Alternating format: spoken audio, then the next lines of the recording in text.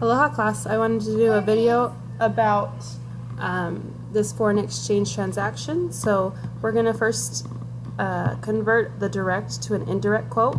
And remember, our memorization tactic was our Division I football coach, which was, Meet the Mormons, Ken Nu Matalolo.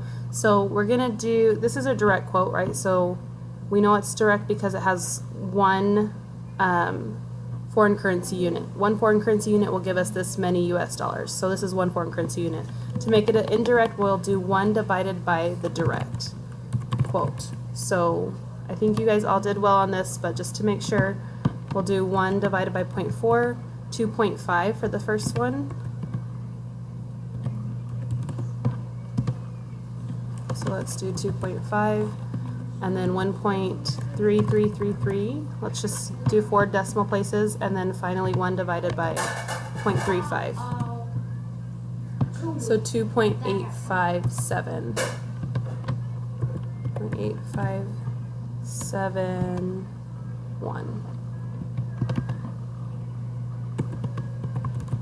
0.8571. Okay, so we have our quotes that are now indirect. Now we can move on. So this was denominated in BRLs. So we are going to essentially pay 5,000 BRLs, or Brazilian money, and we're exposing ourselves to risk, right? Because we're a U.S. company.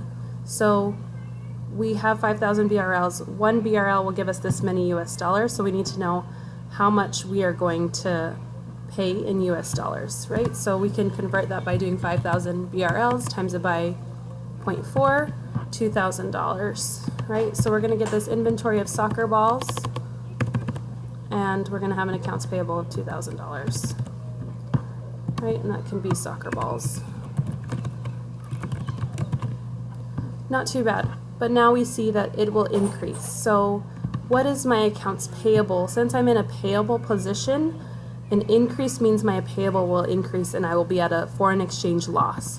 So 0.75 times it by that 5,000 Brazilian money would give me 3,750, what my accounts receivable should be, my accounts payable should be at. So I'm at a higher liability, and so I will increase the liability and have a loss, right? So how much is my loss though? If this is the total amount and this is what we started at, the loss would have to be, the difference between the two would be 1,750, right? So we're increasing our liability.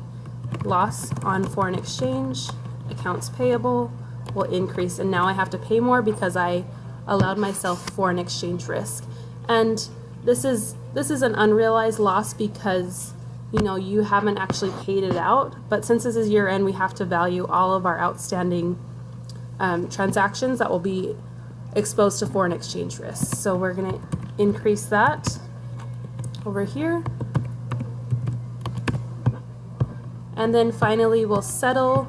I can see over here that my liability will go very far down, even further down than we originally started with. So I'll pay less than 2,000, what I originally thought my accounts payable would be. So 0.35 times it by 2,000, no, not 2,000, 5,000, because we're in Brazilian, we're converting it. So my final liability should be at 1,750, right? Right now it's at 3,750, right? So we're at 3,750 total of these two minus our 1,750 should give us 2,000 gain. So accounts payable will go down by 2,000, a gain on foreign exchange, 2,000, and then we'll pay off our total amount, the 17.5. So we'll pay that off. 1,750. Oh, sorry, we're paying it off. Accounts payable and cash. And I am now paying less than I originally thought I was going to pay. And we could do a T account. I don't know if that would be, more useful, but the T account, right, we started at a liability of 2,000 and went up to 3,750, and then it went down 2,000 to 1,750, which we eventually paid. And you can always consolidate these two accounts payable if you'd like to. But this is for a U.S. company that's dealing with Brazilian, it's denominated in Brazilian money, right? If we were in an accounts payable position and we were denominated in a US dollar, we said, you know, we're going to pay $2,000 US dollars because we don't want to exchange, we don't want to be at risk, right? If we were in that position, we'd go back to accounting 201, right? We're never in a foreign exchange position, right, if we don't expose ourselves to foreign exchange risk. So we would have inventory or soccer balls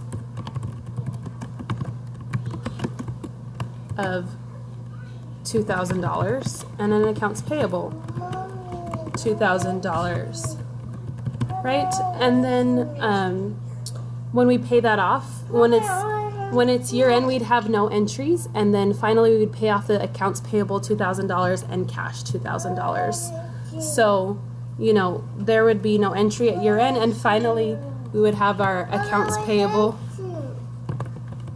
and our cash, and it would be $2,000 because we're not exposed to foreign exchange risk here. So there's no risk. It's denominated in US dollars and we're a US company.